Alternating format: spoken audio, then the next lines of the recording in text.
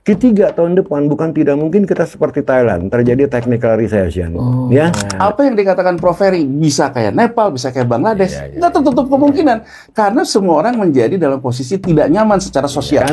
Labor force yang namanya bonus demografi ini menjadi demografi disaster. Demografi disaster bukan. Sekarang saya challenge Pak Purbaya, berani nggak dia buka berapa harga pokok produk di Pertamina dan berapa yang diakibatkan alokasi karena cost of run? Saya akan puji kalau Purbaya itu mau menurunkan PPN, ini semakin besar pendapatan negara, sebetulnya semakin besar peluang untuk korupsi, kan begitu? Harga BBM naik, harga segala macam, sikat aja orangnya, nggak usah banyak cerita. Sebentar lagi akan ditangkap mafia-mafia impor bea cukai, tangkap aja, nggak usah ngomong gitu loh. Tapi kalau boleh nyerak begini, ya semua apa yang kita sarankan sangat tidak mungkin. Mudah-mudahan rezim ini segera selesai gitu. Ya.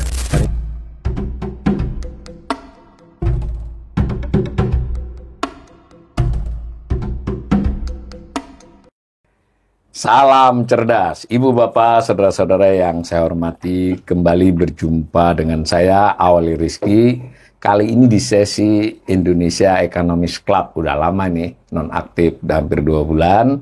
Seperti biasanya, YESI ini mengundang 2 atau 3 ekonom untuk berbincang topik-topik ekonomi Indonesia. Kali ini saya tidak main-main ini, dapat tamu sangat istimewa dua-duanya. Yang pertama, Profesor Ferry Latuhin. Salam, Prof. Thank you for inviting me, Mas Awali.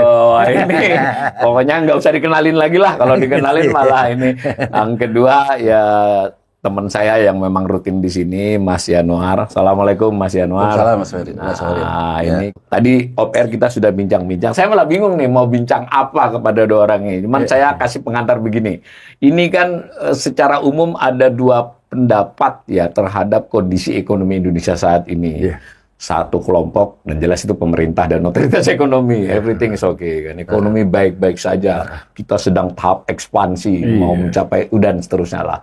Kalau ada hal-hal yang keliru-keliru dikit, lesnya banyak lah. Nah, itu. Tapi kelompok yang lain tidak kurang-kurang juga orang yang mengkritik bahwa kondisi ini sedang tidak baik-baik saja. Yang terbaru kan ada Celios, ada LPMUI. Saya kira sangat lugas lah itu yang surveinya LPMUI maupun penilaian Celios itu sangat lugas.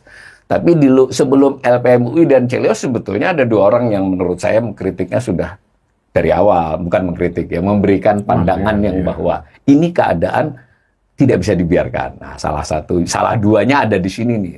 Menurut Pak Prof. Ferry ini saya kira sudah menyampaikan beberapa sudut pandang lah ya, Prof ya, dan pembanding, begitu juga Mas Yanuar rutin. Nah, maka kita akan gali itu. Jadi sekali lagi ini kanal literasi, tapi untuk sesi kali ini literasinya agak saya kurangi nih. Saya mau menggali pandangan-pandangan kritis dari 2 orang ini. Apalagi tadi saya lihat beberapa video ya, setahun pemerintahan ini banyak menteri buat pernyataan, Pak Purbaya bahkan panjang lebar, Presiden juga ya, hak masyarakat menurut saya untuk mencari tahu pandangan yang tidak sama dengan itu.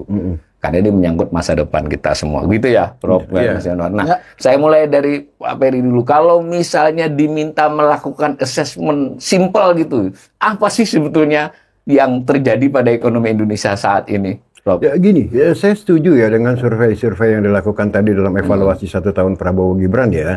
Oleh Celios, LPMUI, ya kan, Kompas kalau nggak salah juga, ya, KOR juga ya. Lantas juga di dunia pengusaha saya banyak kontak juga ya, walaupun tanpa survei ya, bagaimana mereka saat ini berada dalam kondisi yang boleh bilang ya cukup prihatin ya. Bahkan mereka seperti kalau nggak salah Apindo yang sama-sama saya muncul dalam satu forum juga, dia bilang ada kemungkinan 6 bulan ke depan tuh kita bakal banyak layoff. Ya, banyak ya, pemecatan ya, PHK ya. Nah, dari sini adalah kita melihat kembali lagi based on the real world ya, karena tanpa ada istilahnya membandingkan dengan narasi-narasi yang dikeluarkan oleh pemerintah, the fact is, reality is bahwa ekonomi kita tidak baik-baik saja. Nah, sekarang coba kita tampilkan numbers yang sederhana aja lah ya. Nah, pada waktu semester pertama aja kita lihat bagaimana PMI kita tuh ya, beberapa bulan, 3 apa 4 bulan sebelum rilis 5-12%, ya kan itu kan drop di bawah 50 dalam sekali ya. Jadi itu buat saya salah satu indikator bahwa 5,12% yang ditawarkan oleh pemerintah, ya kan itu hampir nggak masuk akal gitu kan ya. tidak sejalan dengan PMI ya. Benar. Nah, Mas Abalin juga mungkin juga tahu datanya ya, bahwa penerimaan dari PPN pemerintah itu kalau nggak salah semester pertama tuh hampir 20% drop ya. Kalau nggak salah ya, itu data ya, ya kan. Nah, di sini kita tahu bahwa kalau PPN itu kan terkait dengan masalah consumer ya, segala macam ya, bahwa memang daya beli masyarakat itu drop gitu loh ya. Apanya yang baik-baik saja kalau kayak begini gitu kan ya. Nah, lebih krusial lagi itu kalau kita lihat kilas balik pada waktu Lebaran, Mas, ya kan ya, bagaimana pemudik itu drop sampai 24% loh, ya kan. Dan kita tahu yang namanya Lebaran itu kan sangat sakral sekali buat bangsa kita ya. Bahkan banyak orang yang bela-belain bawa becak dari Jakarta untuk pulang mudik loh ke Cirebon gitu kan ya, saking sakralnya gitu ya. Nah, kalau data menunjukkan bahwa pemudik itu jatuh sampai 24%, itu angka yang bukan kecil loh, Mas ya. Kalau cuma jatuh 5%, 6% mungkin masih diwajarin gitu ya. Tapi kalau sampai 24% itu sangat luar biasa ya kan. Nah, selebihnya dari saving side ya, kita lihat masyarakat middle class kita pertama jumlahnya turun ya dari tahun 2019 ya sampai kemarin 2025 dari 57 ke 47 juta ya kan, untuk ukuran standar BPS gitu kan, yang tergolong dengan middle class. Yang kedua, saving rata-rata masyarakat ya kan, yang basically majority of our population itu drop dari 3 juta tahun 2019 sampai kalau nggak salah sekarang tinggal 1 juta ya, atau mungkin less than that gitu sekarang ya, selama 5 tahun lebih berturut-turut gitu kan ya. Nah, di lapangan juga kita lihat manakala ada vakansi gitu kan, ada pembukaan lapangan kerja misalnya untuk waitress yang butuh cuma 3-4 orang, yang ngelamar bisa 200-300 orang loh, Mas. Betul, kan ya, untuk boleh bilang pekerjaan yang boleh bilang clerical gitu kan ya, melayani, dan itu yang melamar tuh S1 rata-rata gitu kan ya.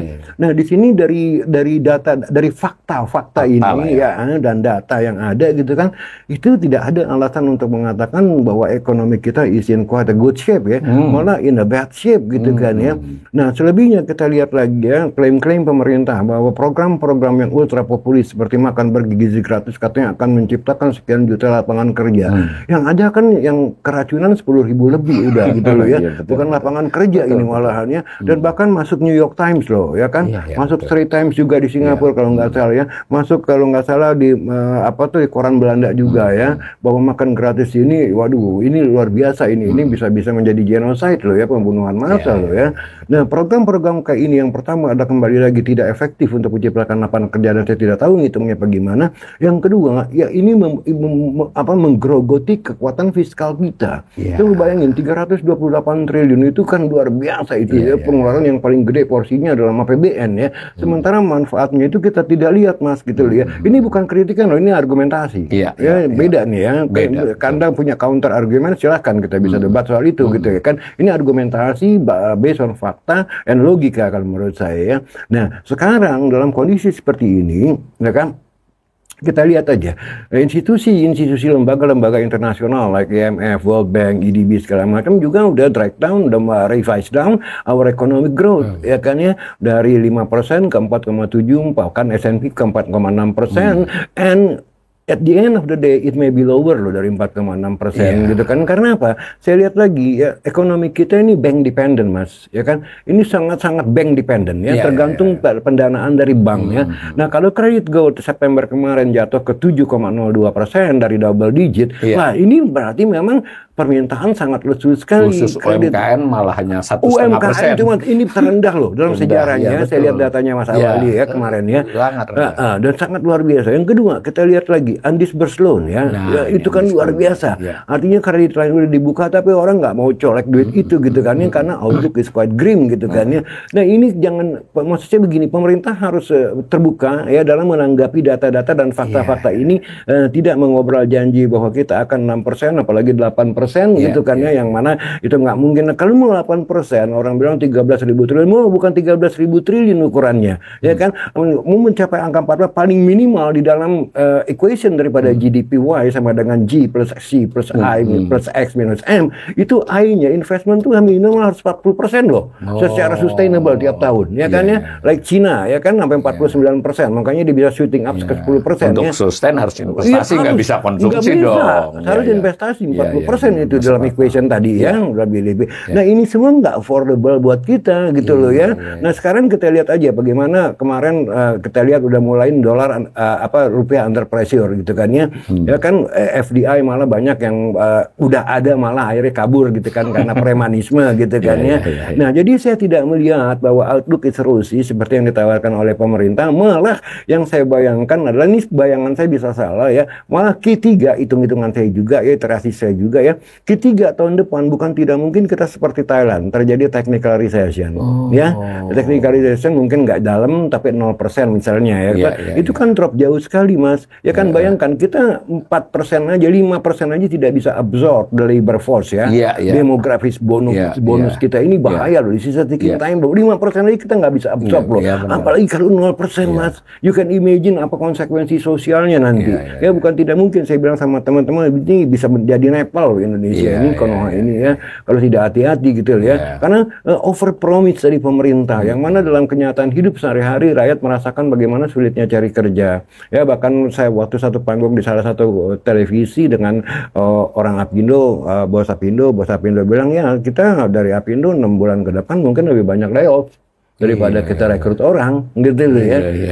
Ini gitu kan, gloomy ya. Nah, my point is this, ya kembali lagi ke pertanyaan pertama. Ekonomi kita tidak baik-baik saja. Ekonomi kita turning down. Nah, dalam kacamata makroekonomi bukan tidak mungkin ada satu momentum di mana kita akan menemukan equilibrium baru yang jauh lebih rendah daripada 5%. Gitu loh ya. Yang mungkin udah ramai dibicarakan apa yang namanya secular stagnation ya kan ya. Kita mungkin bisa kayak Malaysia atau Thailand ya yang cuma 2,5% growth-nya, dan buat kita nggak bisa itu karena kita punya demografik bonus angkatan kerja tumbuhnya 2 juta setahun persis gitu loh. Itu mah input daripada kondisi.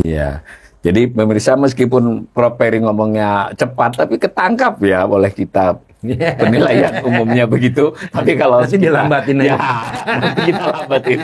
Kalau sudah jelas penilaian bahwa ini kondisi ekonomi ya tidak baik-baik saja. Dan tidak baik-baik saja itu satu hal, menyadari tidak baik-baik saja kan hal lain jadinya. Ya nggak apa-apa karena memang life cycle itu bisa tidak baik-baik, tapi kalau tidak baik-baik saja seolah-olah baik-baik saja, double penyakit ya Bro. Jadi beliau tidak menyoroti soal pendapat para dunia usaha ya, mungkin hanya sampel tapi itu kelihatan di media ya.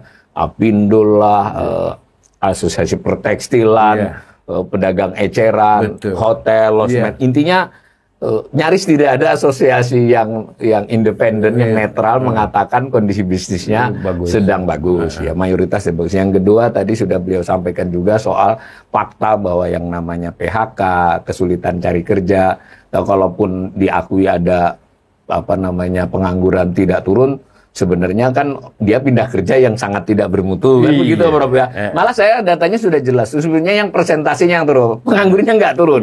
Jadi jumlah penganggur Mas 10 tahun 11 tahun ini tidak turun, tetap 7 juta. Kemudian beliau singgung juga soal ibaratnya kalau di bahasa Jawa begini Prof, saya orang ada separuh Jawanya. Itu duit sedikit karepnya banyak gitu. Jadi duitnya dikit tapi keinginannya banyak. Itu kan tadi dengan kata lain Prof menyatakan bahwa kondisi fiskal kita itu ya terbatas sekali. Artinya harus bisa memilih mana yang prioritas. Mas Bayu juga kan udah jabarkan ya di channelnya ya. Dari mana pembayaran utang tiap tahun gitu kan ya. Lantas berapa yang harus di-issuing untuk utang baru ya. Bayar utang lama plus bunganya. Harus diperhitungkan. Iya, dan juga memang udah di-revise ya budget defisit kita dari 2,48 ke 2,68% ya kan ya. Nah, yang selebihnya kalau menurut saya yang paling matters adalah debt service rasio kita, Bos. Nah ini kesanggupan kita bayar utang. Walaupun debt to GDP rasio kita terendah di dunia, tapi kesanggupan kita bayar termasuk utang, yang tinggi. Di atas rata-rata itu, Bro. Itu jauh di atas rata-rata, Bos. Setahu saya 23,9% rilis terakhir ya. Dan ini kan dari APBN bayar utang dan bunga seperti itu kan ini sama sekali artinya gini lah, as a company ya kan mungkin you have that equity ratio rendah, tapi kalau dari income statementnya kita lihat nih EBITDA-nya nih nggak cukup nih untuk mengcover daripada pembayaran utang. Kalau istilah beliau solvabilitasnya rawan ini. Jadi intinya itu tadi berbeda. Dan ada lagi tadi yang menarik mungkin kita perlu garis bawahi bahwa Prof. Ferry juga mengkhawatirkan pertumbuhan ekonomi kita ini justru semakin dikemukakan, malah menyodorkan fakta yang sebenarnya. Dia kan tidak cukup sustain, tidak cukup kokoh ya pertumbuhannya. Sewaktu-waktu justru bisa turun, dan turunnya itu keseimbangan baru. Anggap aja keseimbangan jangka menengah kita sampai 5 ya. Ini bisa menuju ke yang baru. Jadi lebih hati-hati, karena tadi banyak faktor, termasuk faktor beliau katakan soal investasi itu nggak hanya istilah ya, tapi memang real pembentukan modal tetap bruto itu kan harus ada, bukan angka-angka yang disodorkan. Kurang lebih begitu. Kita mau tahu pandangan Mas Yanuar, bagaimana Mas terhadap kondisi ekonomi saat ini? Ya, aku mungkin memperdalam apa yang dikatakan Prof. Ferry ya. Jadi sekarang sebetulnya tadi indikator tabungan, indikator segala macam, tapi ada satu indikator yang sebetulnya sangat jelas ya, ketika mungkin kita masih menggunakan data BPS yang dikonfirmasi oleh banyak ekonom, data benar lah, ketika di awal tahun, yang pada akhirnya kemudian pemerintah melakukan aksi efisiensi anggaran dan sebagainya. Nah, pada waktu itu kan kita deflasi, ya, beberapa bulan. Nah, angka BPS dalam deflasi itu satu-satunya inflasi itu harga emas. Itu sebetulnya semakin menunjukkan yang tadi dikatakan Prof. Ferry ya, bahwa sebetulnya kelompok atasnya, orang yang punya kelebihan likuiditas, mengalihkan portofolionya. Ya, dia portofolionya dialihkan ke emas. Kita nggak usah bicara dulu yang paling atas deh. Yang tengah-tengah, yang sedang-sedang aja juga pada berburu emas batangannya Antam. Nah, itu mengakibatkan inflasi emas gitu. Jadi dari situ sebetulnya kalau kita lihat outlook-nya, di masyarakat yang punya uang itu timbul kekhawatiran yang besar terhadap outlook ekonomi. Ya, terhadap outlook ekonomi. Kekhawatiran itu karena apa? Ya bisa karena geopolitik, bisa juga karena respon dari pemerintah kita terhadap geopolitik itu. Gitu loh Mas Awalil ya. Nah, kemudian yang ingin saya katakan juga, kalau kita lihat ya, sebetulnya tadi Prof. Ferry mengatakan gitu ya, kalau kita ngomong pertumbuhan kan persamaannya Y, konsumsi, saving, investment, government spending, X kurang M. Ya, Prof. Ferry mengatakan bahwa kalau kita ingin pertumbuhannya besar, investmentnya itu minimal 40%. Nah, sekarang kita lihat dari Y itu sebetulnya kalau kita lihat pertumbuhan uang yang paling besar itu, terutama sejak 2008 ya, Mas Awalil, sejak 2008 di saat Menteri Keuangan ya merubah cara pembiayaan defisit menjadi ke pasar uang komersil. Dalam hal ini penerbitan SBN yang bisa diperdagangkan. Nah, kalau kita lihat ya, ketika menerbitkan SBN itu ada dua nih. Satu terkait pembiayaan defisit, bahasa Prof. Ferry tadi income statement, APBN, ya, pembicaraan yang tentang postur, itu penerbitan SUN, surat utang negara, SBN dalam bentuk SUN, dengan tenor 5, 10, ya, dan sebagainya. Nah, itu pun yang seperti kita sering katakan terjadi front loading kan, bahwa ketika realisasi penerimaannya belum tercapai, realisasi belanjanya belum tercapai, termasuk yang sekarang heboh mengendap segala macam, tapi realisasi pengambilan hutangnya selalu diambil 100%. Jadi kalau sekarang ada uang sisa ya wajar aja kan Mas Awalil. Sisa berhutang itu namanya. Karena asumsi penerimaannya sebetulnya tidak tercapai, asumsi belanjanya juga tidak tercapai, harusnya kita tidak mengambil hutang sebesar itu kan, karena defisit realisasinya pun rendah. Tapi kita selalu mengambil utangnya sesuai dengan postur APBN. Akibatnya kelebihan. Akibatnya kelebihan kan, wajar kalau kemudian jadi ada silpa, jadi ada sal dan sebagainya. Nah, artinya pada waktu itu kalau kita lihat, apakah pemerintah menyerap surat hutang ya menjadi government expenditure belanja pemerintah yang bisa meningkatkan I. Kalau kita lihat elastisitasnya rendah. Ya kan, kalau kita lihat elastisitasnya itu rendah. Jadi artinya kalau sekarang kita menganggap bahwa stimulus fiskal kita sebetulnya berhasil nggak memberikan insentif agar orang mau memberikan I. Investment. Nah, kenapa Mas Awalil ini seolah-olah tidak terasa selama ini?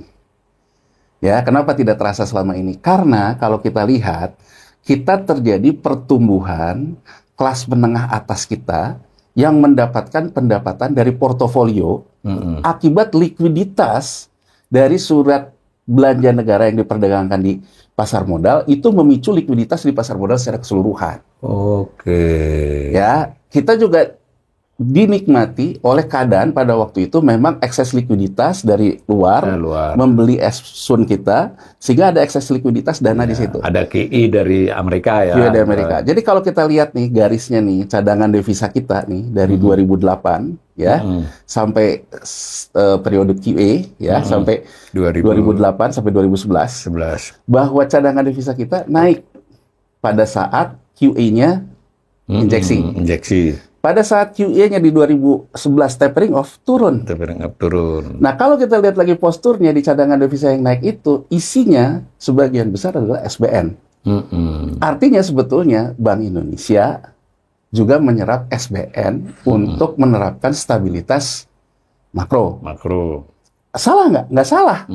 Tapi kan harusnya kalau stabilitasnya pakai biaya moneter, belanja fiskalnya memang bisa menciptakan I. Iya. Ini kan yang tidak terjadi. Artinya kenapa ini tidak terjadi? Masalahnya di birokrasi, masalahnya di belanja yang buruk, program belanja yang buruk. Jadi apa yang dikatakan oleh Purbaya mengendap di Pemda segala macam, ya karena menurutku memang belanjanya buruk, perencanaannya buruk. Bukan hanya realisasinya, waktu direncanakannya sudah buruk. Memang ketika merencanakan belanja tidak punya kaitan langsung untuk mengenerate yang namanya I. Domkakannya kemana coba? BLT. BLT kan ke konsumsi. Ya kan, masyarakat di bawah dikasih BLT. Ya kan, dengan insentif. Tidak ke I kan. Jadi itu yang sebetulnya masalah yang selama ini terjadi. Seolah-olah tidak terjadi apa-apa. Sekarang kena pukulannya. Terutama karena geopolitik yang berubah. Nah, dalam posisi geopolitik yang berubah ini, pemerintah selalu ingin menerapkan optimisme. Tidak hanya Prabowo, tapi sejak Jokowi. Tapi menurutku optimismenya selalu mengatakan seolah-olah kita tuh banyak duit. Gitu loh, seolah-olah kita tuh banyak duit dengan program-program yang populis, membelanjakan infrastruktur tapi perencanaannya jelek dan sebagainya. Nah, Mas Awalil, jadi dalam kondisi seperti itu, saya ingin melihat gini. Satu, fiskal kita tidak baik-baik saja. Bukan karena persoalan hari ini. Tapi persoalan akumulasi. Karena kita juga harus membayar hutang. Membayar bunga hutang. Di saat yang sama perekonomian kita melemah, yang disebutkan Prof. Ferry tadi, daya beli yang rendah, PPN yang turun dan sebagainya. Nah, saya ingin mengatakan, tadi Prof. Ferry mengatakan tentang debt service ratio, kita yang sudah lemah. Pemerintah selalu mengatakan debt to GDP ratio. Saya ingin mengatakan tahun 78, ya, Meksiko itu debt to GDP rasionya 31%. Rendah banget. Rendah. Tapi pada waktu itu dengan harga minyak langsung turun jatuh, penerimaan negara pemerintah Meksiko itu jatuh. Debt service-nya yang kena. Makanya dia kena di defisit primernya. Defisit primernya. Karena dia tidak bisa membayar yang Mas awalnya katakan tadi. Tidak bisa membayar yang namanya bunga hutang dan juga pertama bunga hutang baru di 80 pokoknya pun dia nggak bisa bayar, merembet ke Argentina dan sebagainya. Nah, sekarang saya ingin mengatakan kita punya nggak ciri-ciri ini? Ada. Ini dia. Ya kan, ciri-ciri ini ada. Ciri-ciri seperti ini tuh terjadi di mana PPN yang disebut tadi, PPN-nya drop. Kalau PPN-nya drop, mau didongkrak oleh PNBP sebagai macam, yang teriak pengusaha. Pengusahanya sendiri juga ada lagi persoalan yang besar, PPN nggak bisa ngasih, diperes PNBP. Itu yang terjadi kan, karena pemerintah melakukan hal seperti itu. Nggak bisa dari sini, pemerintah ingin melakukan penegakan hukum. Mulai sekarang, ini nggak ada yang salah Mas Awali. Mau dikatakan bahwa ada orang mafia di bea cukai, mau ada di segala macam. Intinya kan, pemerintah itu kan mengambil uang yang memang tidak ada dalam sistem kan.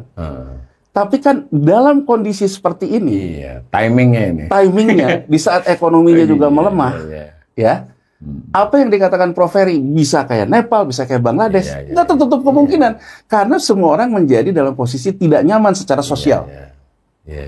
Kalau yang di atasnya dihajar lewat penegakan hukum dan sebagainya, kalau yang di bawahnya baik-baik saja, mungkin Anda akan dapat dukungan. Tapi kalau yang di atasnya Anda hajar, yang di bawahnya juga tidak baik-baik saja dan tidak mendapatkan supply, kondisi ekonomi, Anda juga sebetulnya sedang menggali kuburan sendiri loh, secara teori chaos loh ya, teori chaos sosial. Jadi menurut saya, yang paling benar itu, pangkas birokrasinya seperti yang dibicarakan tadi. Kalau memang ada birokratnya yang tidak disiplin dan segala macam, tindak, nggak usah banyak omong. Iya. Kalau ada mafianya, gini loh Mas Awalil, saya ingin mengatakan ketika soal beras, ya, yang disalahin penggilingan beras swasta. Artinya kita tidak pro terhadap pengusaha loh. Iya. Suka nggak suka loh. Iya. Karena dalam ekosistem beras, penggilingan beras itu salah satu bisnis yang bisa dijalankan oleh kelompok swasta. Ya, dikatakan persoalannya adalah mengambil margin yang besar dari soal gabah, soal segala macam, ya kan? Bahkan Presiden mengatakan serakanomics, Menteri Pertanian mengatakan ini segala macam, dan kemudian era Presiden Prabowo merubah cara penyerapan gabah, ya kan? Dulu waktu zaman Jokowi, harga beras sempat naik. Bulog, zaman Jokowi terakhir nih, Bulog mengatakan tidak bisa intervensi pasar, cadangan beras dia kurang. Alasannya karena dia tidak bisa menyerap gabah, kalah sama penggilingan swasta. Di era waktu Jokowi, Menteri Pertanian juga masih Pak Amran ini. Pak Amran ini menyerang penggilingan padi juga. Iya. Yang dianggap menyerap gabah petani, dan kemudian narasinya adalah dia ngambil cuma ngelebihin dikit, tapi jual beras premiumnya besar. Narasi ini kan diulang lagi nih. Presiden kemarin dalam 1 tahun mengatakan tertinggi sepanjang sejarah itu produksi, artinya gabah.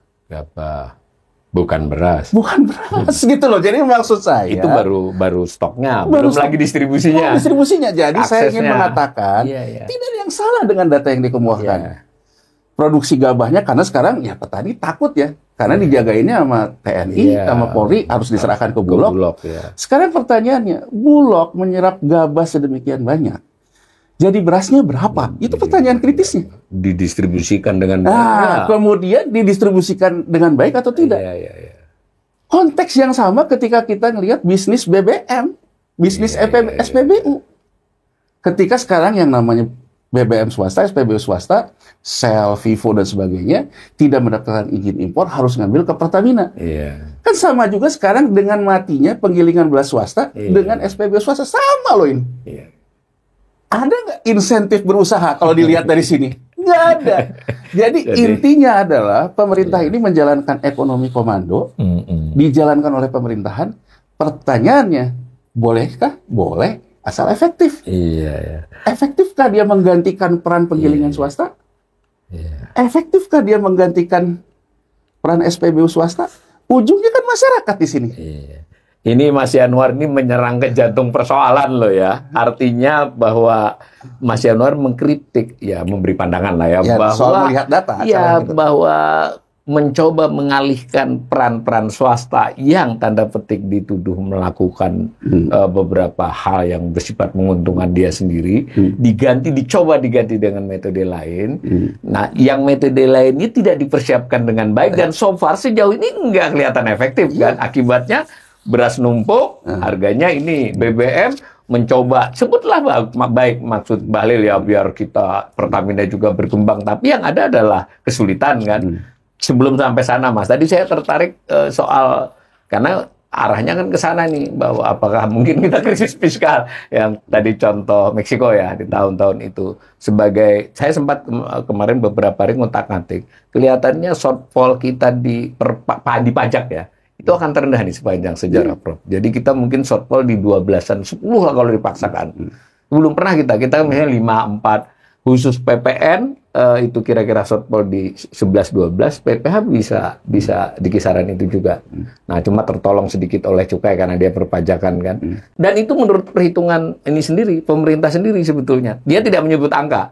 Jadi, Prof, ini ada yang menarik. Kan biasanya APBN kita itu disodorkan di September, 30 September, atas presentasi capaian dari rencana, dari APBN. Sekarang dia buat presentasi atas outlook. Loh, jadi kan presentasi atas dugaan dia di tengah tahun. Ya, orang seperti saya nggak mau dibohongi kan. Saya coba dengan yang ini. Nah, kalau dengan ini dimasukkan ke depan, Mas, shortfall-nya gila nih.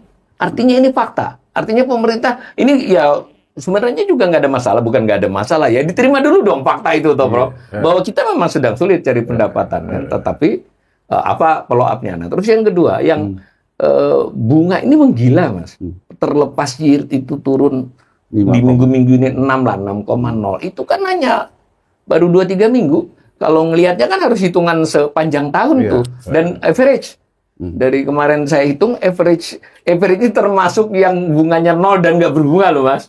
Jadi total posisi utang rata-rata dengan bunga itu 5,74, Mas.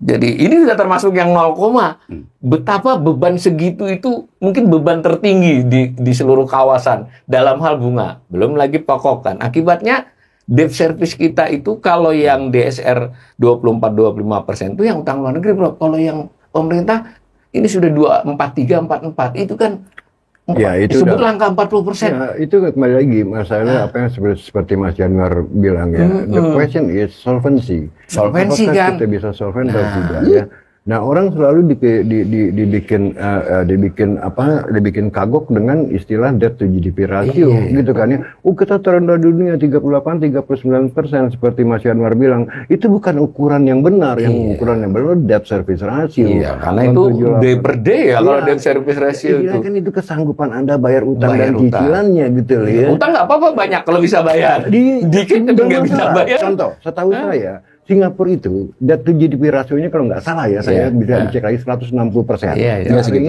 sangat sekali. Amerika 100-an. DSR-nya itu sangat minim sekali. Rata-rata di bawah 20, Pak. 10, 15. Enggak, malah di bawah 1% kalau nggak salah. Saya nggak tahu ya. Bunganya rendah. Iya, karena nah Jepang lebih gila lagi kan, hampir 300% loh. Tapi bunganya 0,1% gitu kan. Sehingga mau tim 400% nggak ada masalah gitu kan ya. Nah, kenapa? Kembali lagi tergantung risiko premium yang dibayar kan, ya kan ya. Ya kalau kita membeli obligasi kan selalu risk premiumnya berapa di atas the Fed misalnya, ya kan ya. Ini kan yang matters gitu loh. Misalnya ada ide, ya kan. Oke, kalau umpamanya inflasi cuma 2,5%, kenapa nggak bisa keluarin surat utang negara atau surat berharga negara dengan 3,5% atau 4%? Masalahnya kan kalau kita ngomong pasar obligasi itu supply and demand, bos. Ya kan kita nggak bisa memaksakan, ya kan ya. Berapa demandnya yang ingin nyaplok ya kan di angka 5%, di angka 6%, tapi at the end of the day Anda mendapatkan angka yang benarnya kan ya, begitu closing the market ya kan ya. Nah, nggak bisa kita paksakan. Kenapa? Kembali lagi market selalu menganggap ini risk premiumnya berapa besar kan, tiap country ada risk premiumnya gitu lah. Nah, saya kembali lagi nyambung ke omongan Mas Yanwar tadi mengatakan soal mengenai masalah kekuatan fiskal kita ya. Saya khawatir loh apa yang diramalkan oleh Nomura ya kan pada awal tahun ini ya, bahkan jauh sebelum kasus ini muncul ya kan, itu udah diramalkan oleh Nomura. Kemungkinan besar budget defisit kita akhir tahun ini itu 3,5%. Morgan Stanley juga. Morgan Stanley juga ya. Nah, ini udah wanti-wanti sekali bahwa budget defisit dengan threshold 3% ini bukan tidak mungkin. Ini akan lewat gitu kan ya. Nah, kembali lagi kenapa tadi ya Anda salah kalau menilai kekuatan satu negara berdasarkan debt GDP rasionya, tapi debt service rasionya. Nah, saya nyambung 2002 Argentina sama bos sama Meksiko ya kan cuma 48%, ya kan? Tapi begitu ambruk tiba-tiba 2002 kan. Nah, saya takutnya menyambung ke masalah Meksiko, Latin Amerika ya kayak Argentina, kita akan mengalami nasib serupa dengan Argentina loh, ya kan? Kalau sampai ekonomi kita down ya kan, labor force yang namanya bonus demografi ini menjadi disaster, demografi disaster. Demografi disaster bukan bonus, bukan bonus lagi gitu kan ya. Perusahaan sosial ini feedback loop loh ya, antara performance ekonomi dengan kerusuhan sosial ya, saling feeding each other gitu kan ya. Nah, akibatnya political instability ya, social instability, investor kabur dari Indonesia, dan oleh karena itu pemerintah harus hati-hati. Karena apa? Konsekuensi daripada economic downturn ini adalah social stability and political stability gitu lah. Boleh nggak saya baca berarti memang pasar ya, pemodal lah paling sederhananya itu memang memberi risiko premium yang tinggi ya. Sekarang begini, kalau memang begini, sekarang Fed Funds Rate ada di berapa? 4,25, 4,50 ya? Atau 5% masih kalau nggak ada Fed Funds Rate ya. Kalau sampai BI menurunkan BI rate-nya, policy rate-nya di bawah 5%, ini kan negatif swap point, ya kan ya? Terjadi spread yang negatif. Bisa orang lari dari... Jarang sekali itu terjadi. Bisa sekali orang bilang, ya kalau gitu mendingan gue invest di dolar daripada di rupiah. Ya kan akhirnya terjadi pressure on rupiah. US Treasury rate-nya kan 4,1. Jadi bukan. Kalau dilihat ke sini nih, kita biar langsung nyambung supaya arus modal ini yang berbahaya kan. Kita lihat deh gitu ya. Kenapa sih rupiah kita di pasar uang antar bank berapa sih rata-rata volatility-nya. Rata-rata volatility-nya itu ada di 6,2, di 6, ya di angka 6 itu. Volatility. Itulah yang mengakibatkan book building setiap kita issued surat utang negara, bunganya di situ. Iya, di 6. Karena kan orang ngitung, buat apa saya ngambil surat utang negara, kalau saya pakai pegang rupiah dolar aja, lebih dari itu hasilnya. Saya bisa dapat 6%. 6%. Artinya, kalau sekarang saya mengambil uang yang sama, kuali yang sama, saya harus berkompetisi dengan ini. Nah, sekarang aku ingin menyoroti gini. Orang selalu bilang bahwa bunga dasar kredit itu diturunkan oleh BI rate. Ya. Karena itu deposit rate. Deposit rate, bunga dasar kredit ditambah BOPO jadi suku bunga kredit. Ya. Pertanyaannya, apakah yang namanya suku bunga hanya BI rate? Enggak kan? Iya, iya. Suku bunga itu juga ada suku bunga kuponnya SBN dan yieldnya. Iya. Mas Awalil, tadi yang dikatakan Prof. Ferry, di banyak negara maju, debt to GDP ratio-nya besar, ya. Tapi yang namanya yield dan suku bunga bank sentralnya itu angkanya sama. Jadi kayak sekarang ngomong Amerika Serikat nih. Iya, ada persen ya, di 5, yieldnya di situ. Makanya orang lihat, kalau yieldnya masih belum turun, si Jeremy Powell selalu ngomong kan, dia belum bisa menurunkan Fed rate meskipun karena kalau US Treasury rate pasar ya, bukan kebijakan. Jadi artinya suku bunga dasar kredit betul policy rate-nya bank sentral. Iya. Tapi kalau yang terjadi di kita sekarang, yang terjadi aku ingin menimpal apa yang Prof. Ferry tadi. BI menurutku terjebak kepada tuntutan populisme. Jadi kalau bedanya, kalau Trump ngomong Jeremy Powell turunin Fed rate, Jeremy Powell selalu memberikan argumentasi berdasarkan mandat data dia. Kelihatannya Bank Indonesia malah menurunkan BI rate. Dan bahkan menurut saya, mau BI rate sampai 0% pun nggak akan ada artinya. Transmisinya nggak ada ke SBDK, ke SBN. Termasuk juga dengan misalnya, lah sekarang Menteri Keuangan sendiri, ketika dia naruh uang di bank, minta 80% bunga BI rate. 4% itu berarti sekitar. Bukan BI rate, bunga SBN ininya kan? Dari BI rate. Jadi 0,8 dari BI rate sekitar 4 jadinya. Nah, sekarang pertanyaan saya Mas Awalil, kalau sekarang kayak gini, gitu ya, di mana kita ingin menurunkan bunga? Harus menurunkan dong yang namanya yield, yang namanya kupon. Kupon dulu. Sekarang kupon yang peralihan dari BLBI, ya kan, obligasi rekap, itu bunganya 9, 10, 11. Ada yang 7, yang isut 6, dirata-ratakan 6,7%. Betul. Berarti kan sekarang kalau pemerintah ingin menurunkan itu, pemerintah harus menurunkan yieldnya ke dekat ke BI rate, ke 3%. Ya nggak? Berarti kan kalau dekat ke 3%, obligasi kita sekarang yang di pasar sekunder dibeli mahal dong. Harga premium dong, karena kan bunganya jadi turun kan? Supaya turun. Yang terjadi sekarang di dunia ini, semua orang ngebuang obligasi pemerintah. Ini udah tren ini ya? Udah tren. Jadi menurut saya, kita tuh yang saya setuju dengan Prof. Ferry ini. Kita nggak usah bicara mazhab, kita logika aja. Logikanya, sekarang semua orang yang mengelola dana portofolio, dana uang nganggur, dana uang kaya, kayak orang segala macam. Sekarang itu logikanya semua orang tuh sekarang ngebuang yang namanya obligasi pemerintah negara manapun. Seminimal mungkin pegang duit negara ya. Bahkan negara Amerika pun dia nggak mau pegang. Sekarang Mas Awalil, bagaimana negara maju mengakali agar tidak gagal bayar? Ya, beda dengan kita nih. 1934 tuh Amerika Serikat, Presiden Franklin Roosevelt ngeluarin undang-undang. Dia merevaluasi harga emas. Apa tujuannya? Kalau harga emasnya direvaluasi, harganya naik, ya, ada penyerapan surat utang pemerintah yang besar di neraca bank sentral, maka currency circulation-nya masih bisa bergerak karena harga emasnya naik. Apa yang dilakukan oleh pemerintah Amerika Serikat sebetulnya sejak COVID, terutama sejak 2022, menaikkan harga emas. Bedanya dengan Roosevelt, kalau Roosevelt pakai undang-undang, kalau ini pakai pasar. Iya.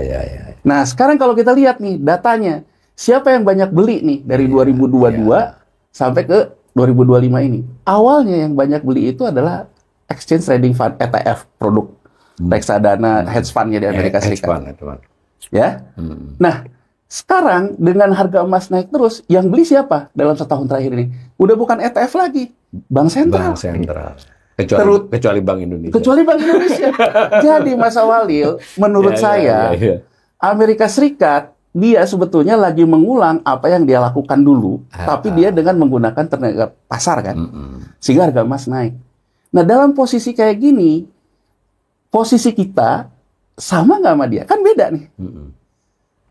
Ya kan, persoalan isunya tentang revolving nih.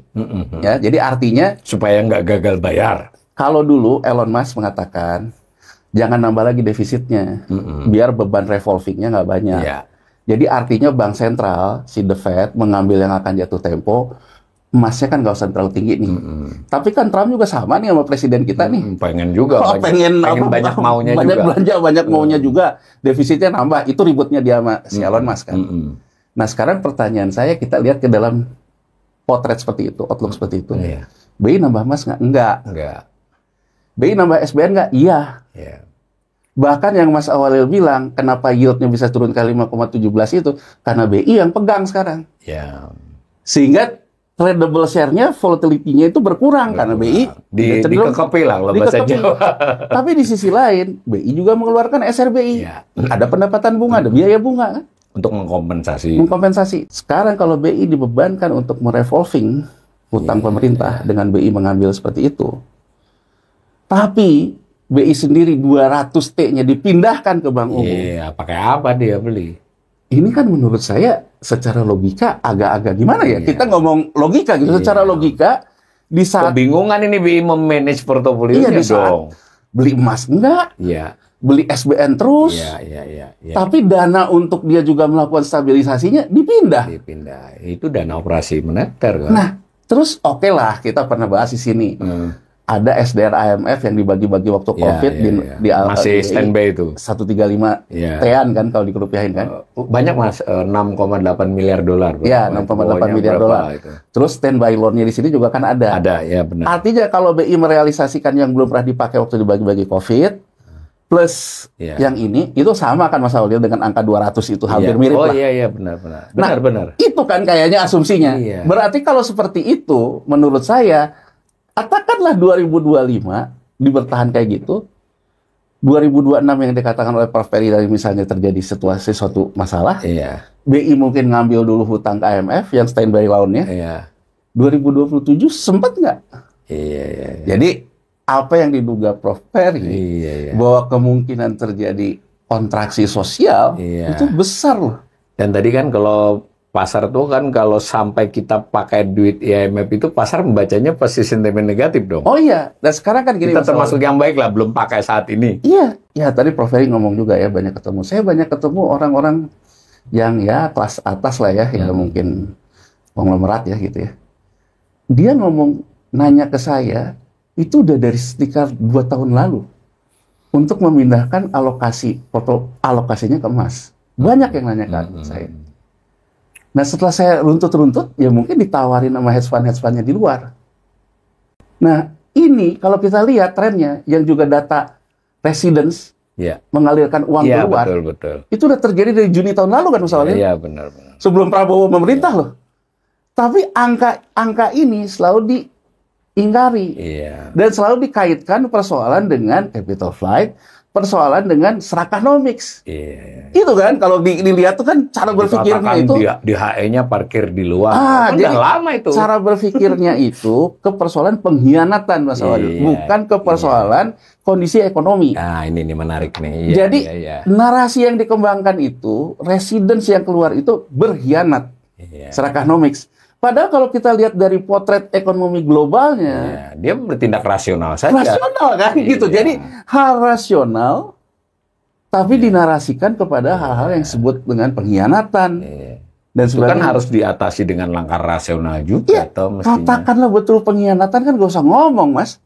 Sikat aja gitu. Kan kalau ngomong, menambah lagi ketidakpastian. Tidak semua orang yang keluar itu pengkhianat loh. Yang bukan pengkhianat jadinya akhirnya berpikir, kalau gitu saya keluar deh. Kan gitu.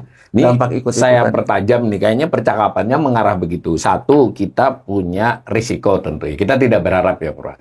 Risiko masalah dalam fiskal ya. Mengerucutnya simpel banget.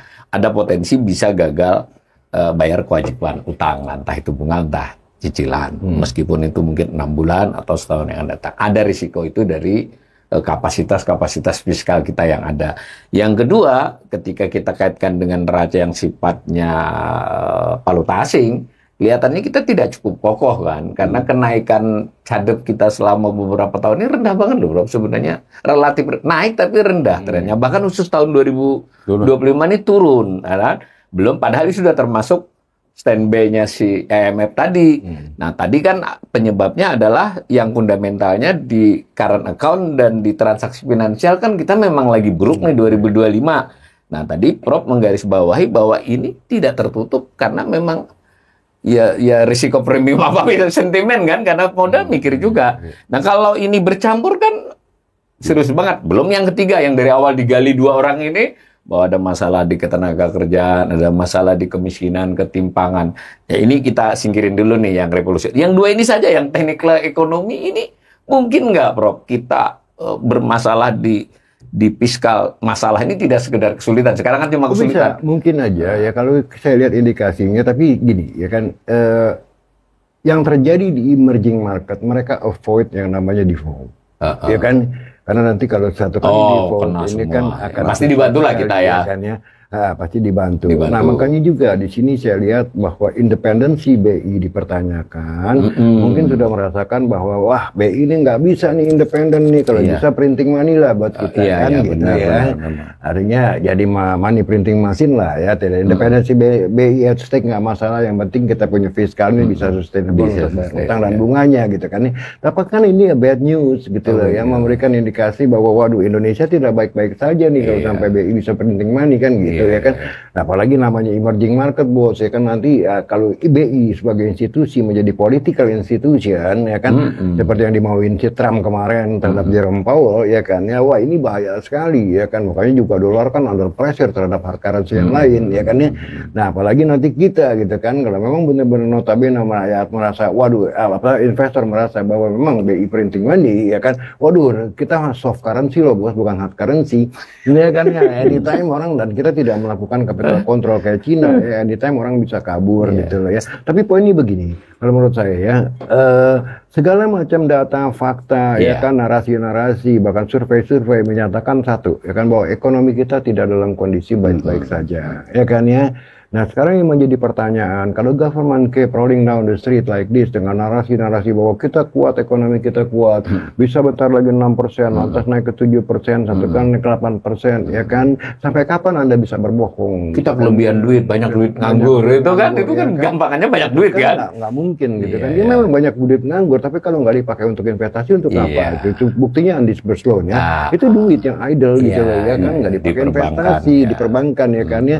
Tapi poinnya kembali lagi ya, dimanapun juga ya kan, kalau mau growing tidak bisa akal-akalan tambal sulam seperti ini gitu loh ya, dengan melakukan fiskal stimulus sementara fiskal space kita udah nggak ada ya kan ya.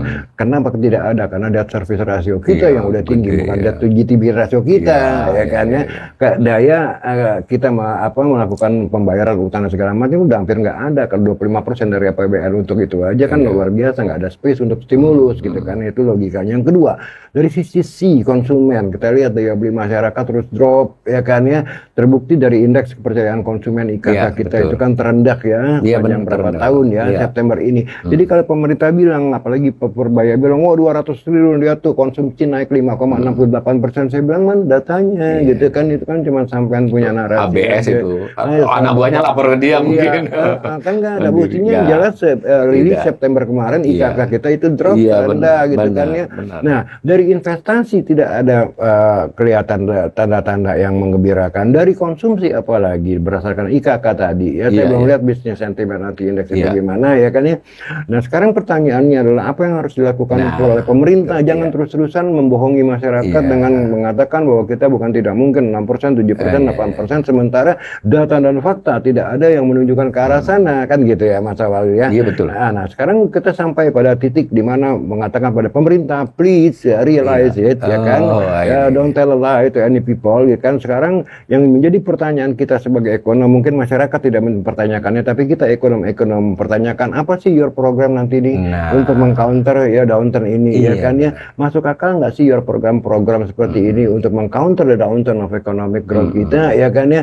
Nah, saya udah berbicara juga dengan Mas Januar, ya kan, bahwa sebetulnya dari awal pemerintah tuh simple, ya kan, nggak usah bikin program-program yang banyak sekali constraint-nya, ya kan. Kita mau bikin misalnya program makan bergizi gratis, constraint-nya kan budget. Budget kita ada nggak 328 triliun untuk menyuapi 82 juta anak sekolah, kan nggak ada, belum tentu juga ada manfaatnya, gitu. Karena kita pengen hilirisasi ini, hilirisasi itu, duitnya ada apa enggak dengan tentara yang cuma dapat dividennya 70-80 triliun, kan gitu ya. Kita nih banyak sekali maunya, seperti tadi Mas Abalin bilang, akeh apanya gitu kan. Bahasa Jawa. Tapi kita nggak sadar bahwa kita dihadapkan oleh berbagai macam kendala, gitu kan. Kendala lain ya, masalah operasional, ya kan, masalah market, ya kan, masalah labor, ya kan, masalah utang, semuanya itu harus di take it into account. Bahwa kita pengen pergi ke Paris misalnya ya, jalan-jalan, tapi kalau Anda cuma punya duit 100.000 perak kan nggak mungkin cuma sampai Depok doang kan, gitu. Ya kan ya. Nah, ini yang nggak disadari oleh pemerintah, terlalu banyak bermimpi. Sekarang apa yang ada di dalam within reach, saya katakan juga, kita ada diskusi ya Mas Januari, dari awal sebetulnya pemerintah tuh fokus aja ke pembenahan BUMN, ya kan, karena output BUMN ini dengan 1.000 sekian BUMN dan anak-anak cucunya, ini porsinya terhadap GDP ini di atas 30% awalnya. Ya, you can imagine di negara-negara yang boleh dibilang market socialism like China, Vietnam, itu BUMN the driver of economic growth. Ya kan, kita malah menjadi beban. Ya kan, cuma 8 loh BUMN yang bayar dividen, tapi selebihnya itu semua PMN, malah bakar duit kan, gitu ya. Nah, ini aja dibenahin karena ini tidak ada konser. Ini kan di dalam wilayah kita untuk bisa membenahi. Ya kan. Yang kedua, cobalah roadshow ke dunia luar sana bahwa Indonesia is an investment paradise untuk merangsang FDI masuk kemari. Kenapa Cina dan India, kenapa Vietnam dan India bisa, kita nggak bisa, gitu kan ya. Nah, yang ketiga adalah kembali lagi ya, birokrasi yang sangat luar biasa, tebalnya, gemuknya ya, sampai akhirnya kita bingung, you get lost in the jungle kalau kita mengurus izin usaha misalnya ya. Belum lagi otonomi daerah yang peraturannya bisa beda dengan peraturan pusat, bos. Ya kan, ini menyulitkan sekali untuk investor masuk, gitu kan ya. Nah, kayak gini-gini kan seharusnya menjadi prioritas, gitu loh ya. Bukan bikin ini, bikin itu, yang mana constraint-nya begitu banyak, ya kan ya. Nah, selanjutnya menurut saya sih sekarang ya, kembali lagi ya, pemerintah harus kembali berani mengatakan bahwa oke, kita nih sebetulnya on the track yang salah. Gitu loh ya. Ini harus jujur, gitu loh ya. Mau dirubah. Nah, sekarang kita rubah aja lah, nggak usah banyak omong, gitu. Harusnya Purbaya begitu dong. Nah, harusnya mestinya kan. Makanya saya bilang, saya akan puji kalau Purbaya itu mau menurunkan PPN. Dia bilang kan akan diturunkan 8% ya. Kalau bisa 5%, bos. Ya kan? Benar. Betul. Dan yang kedua, saya puji Purbaya kalau dia berani menurunkan corporate tax dari 22% ke 11%. Ya. Saya puji juga kalau dia mau menghapuskan cukai. Saya puji. Kenapa? Karena apa, bos? Negara harus menerima uang dari masyarakat kita ini seminimal mungkin. Karena ini kan misallocation of resources. Ya kan? Yang seharusnya masyarakat di luar sana tanpa pajak bisa mengeluarkan secara efisien ya apa yang mereka mau, ya kan, sesuai dengan kemauan market. Sementara pemerintah dia punya selera dan bahkan dikorup, bos. Ya kan? Jadi semakin besar pendapatan negara, sebetulnya semakin besar peluang untuk korupsi, kan begitu. Ya kan? Oleh karena itu kita membutuhkan negara yang kecil. Artinya state yang budgetnya itu kecil. Karena tadi banyak moral hazard, gitu loh ya. Makanya saya fighting untuk kalau bisa pajak-pajak diturunkan supaya pemerintah memang dengan cekakan budgetnya bisa beroperasi, ya kan ya. You can imagine, maaf aja saya bilang, beli kapal perang buat apa gitu. Memang perang zaman sekarang pakai kapal, gitu kan. Ya kan, gitu kan ya. Ya kan ya. Ini kan aneh, gitu loh ya. Ada apa di balik itu kan, gitu ya. Bikin KMP, Komerasi Merah Putih 80.000. Oh, 5 aja belum tentu sanggup kok jalanin 80.000 dari mana. Kan gitu, ini kan pemborosan yang sangat luar biasa ya. Dan itu duit rakyat, gitu. Oleh karena itu saya fighting, kalau bisa Purbaya, saya support kalau Purbaya berani menurunkan ya. Pertama, PPN ke 5%, corporate tax kalau bisa diturunkan ke 11%, dan kalau bisa tax rasio kita 5%. Karena apa tadi? Misallocation of resources. Crowding out. Crowding out, gitu loh ya. Yang seharusnya masyarakat. Di textbook tahun 60-an. Iya, bukan cuma crowding out lagi, tapi bukan crowding out lagi, misallocation. Bukan crowding out lagi. Kita tidak membutuhkan negara dengan budget yang besar. Kan pernah ada ide mau tax rasio 20%, itu jadi bencana loh. Ya kan negara kita ini. Nah, dalam ekonomi namanya government failure. Ada dua ya, ada market failure, ada yang namanya government failure. Ini menarik ini, ya, government failure ya. Ini government kita fail gitu loh ya. Bahkan saya meramalkan seandainya tahun depan ekonomi kita memang mengalami stagnasi di zero growth, kita bisa menjadi zombie state loh.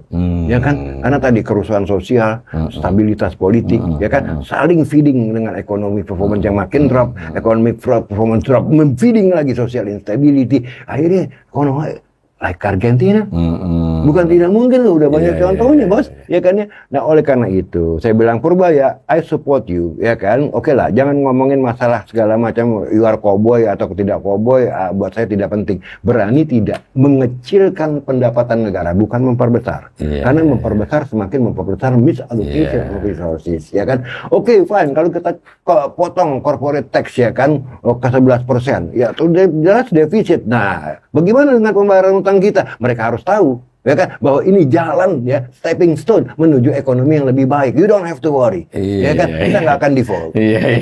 Kan gitu, ya kan. Nah, masalahnya ini menarik ini. Ya, ini radikal bus, radikal bus ini. Iya, ini satu tindakan radikal yang mau tidak mau, ya kan, yang mungkin dalam jangka pendek itu pemerintah menelan pil pahit, tapi businessman happy loh. Will be happy. Masyarakat juga punya daya beli lagi. Ya sekarang satu lah. Kembali lagi bagaimana peran negara diperkecil. Contoh lagi, ya kan, katakanlah sekarang ini masa yang lagi ramai adalah transfer ke daerah. Ya kan? Tapi pemerintah pusat salahnya tidak memberikan guideline apa yang dikurangin dan bagaimana efisiensi di daerah. Saya kasih contoh, Mas. Saya pernah bangun proyek di beberapa daerah di real sector ya. Itu saya kasih contoh lah. Yang namanya di setiap kabupaten itu pasti ada yang namanya SKPD. Ya, betul. Bahkan itu SKPD itu puluhan loh, Mas. Dari pariwisata, perikanan, sampai ada 20. Kementerian lembaga lah kalau di pusat. SKPD itu. Maaf aja di mata saya, kerjanya hampir tidak. Nah, ini kan pemborosan. Kerjanya ngerepotin aja. Ngerepotin aja malahan gitu kan ya. Nah ini kan wasting money gitu loh, ya kan. Artinya dari resources labor yang tidak diberdayakan tapi mendapatkan upah gitu kan. Ini kan sama sekali misallocation of resources. Nah, pemerintah harus bisa mendeteksi ya di setiap daerah di mana sebetulnya ya ini pemborosan yang terjadi di setiap daerah. Saya kasih contoh SKPD deh. Itu gila loh. Kita punya berapa 520 kabupaten kalau nggak salah ya. Dan satu kabupaten bisa ada 20-25 SKPD. Dengan satu SKPD berapa orang. Nah, ini kan gila loh. Kementerian lembaga di tingkat kabupaten kota itu. Iya kan? Tadi ini ada 3 nih yang radikal dari beliau, tapi yang di tengah tadi dulu yang pemirsa harus mudah-mudahan kita bisa memahami bersama ya. Kalau ketika beliau secara ini ekstrim pengennya ya udah pendapatan ini justru ditargetkan turun dengan maksud mendorong swasta nih. Tetapi tentu ini paketnya adalah dengan efisiensi belanja. Paket efisiensi belanja ini bukan soal jumlah duitnya aja. Kementerian lembaga dan semua badannya pun dirampingkan. Begitu, Bro. Jadi ini orang dengan penghasilan segini, dengan badan yang pas, itu akan bergerak lincah.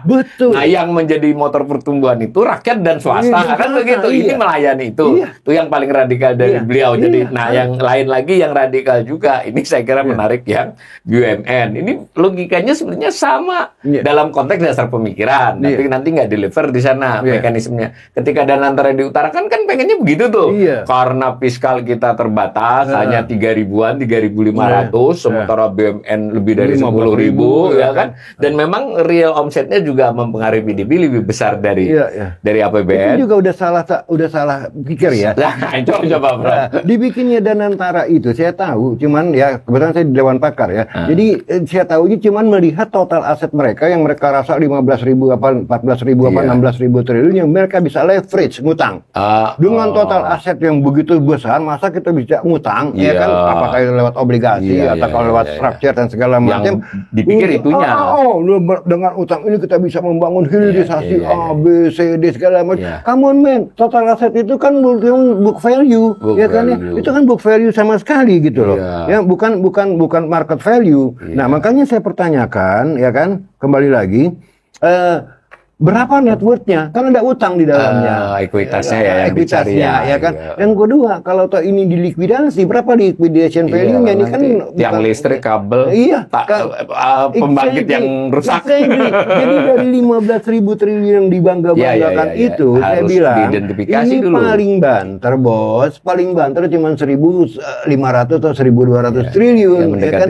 Karena ini aset yang tidak bergerak, bahkan busuk gitu loh ya. Nah, oleh karena itu saya mengklaim bahwa salah membentuk Danantara untuk badan investasi, sebaiknya Danantara sebagai badan reparasi. Nah, reparasi apa? Reparasi BUMN, gitu kan ya. Nah, BUMN ini kalau direparasi menjadi lebih baik, ya kan, tentu performance kita juga akan lebih baik karena outputnya lebih besar kali. Nah, ada lagi satu masalah.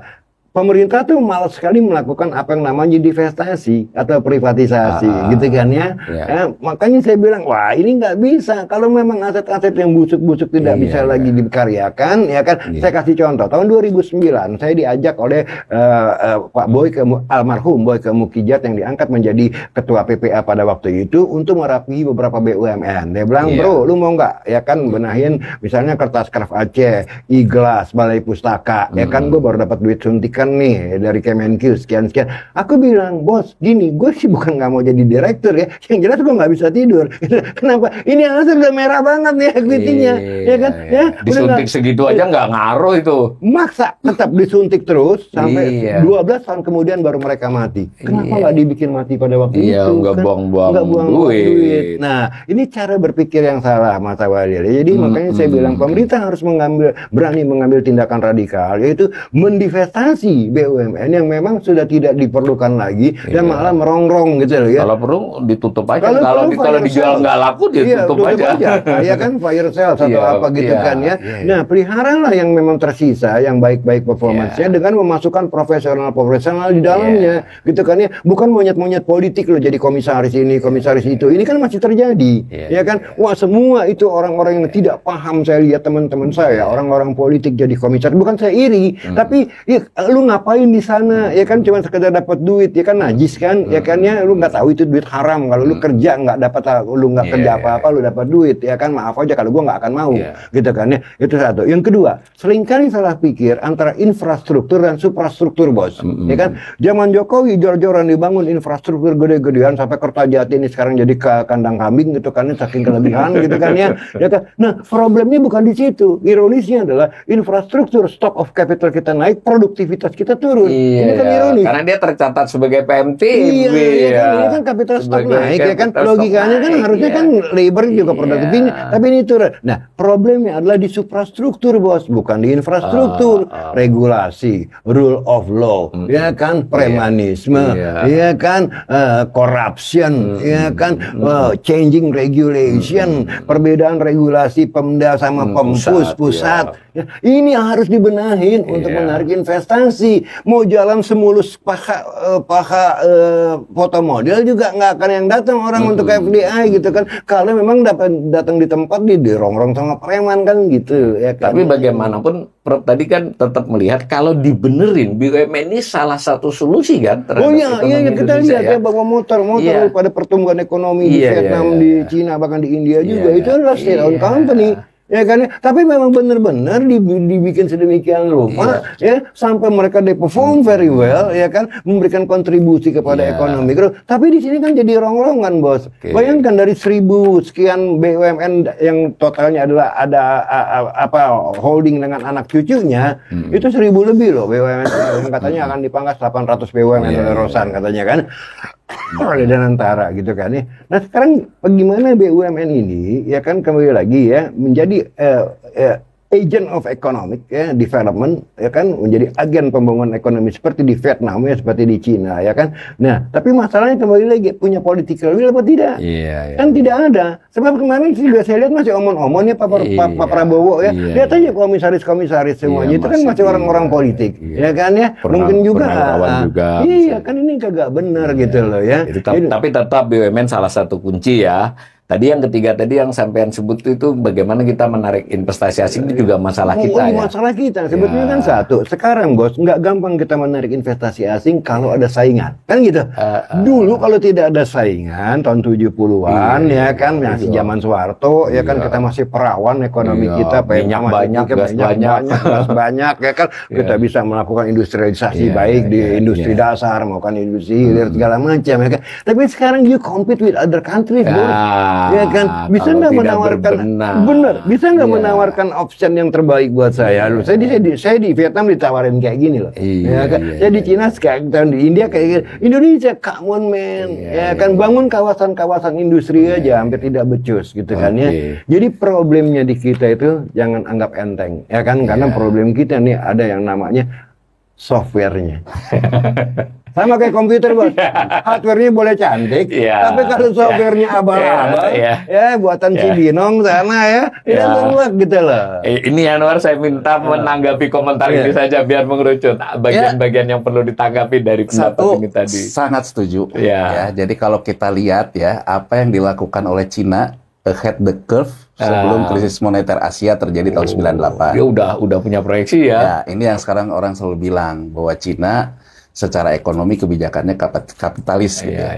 Nah, kita lihat Mas Awalil, Maret 1997 ya, itu Cina itu menetapkan Perdana Menteri namanya Zhu Rongji. Sebelumnya adalah Gubernur Bank Sentral. Itu yang kemudian pendekatannya sangat monetaris, sangat market seperti yang dibicarakan Prof. Perry. Tapi dia pendekatannya kultural. Kultural itu artinya apa? Dia masuk ke dalam isu bahwa penegakan hukum terhadap korupsi. Tapi kan dia melakukannya dengan dia menghukum mati kan. Sebetulnya kan ini sama juga apa yang dilakukan oleh Xi Jinping tahun 78. Kalau Xi Jinping kan dia menghukum mati 4 the power of 4-nya Partai Komunis Cina. Yang salah satunya istrinya Mao Zedong kan gitu. Nah, Zhu Rongji melakukan ini terhadap pembenahan BUMN yang dikatakan Prof. Perry tadi.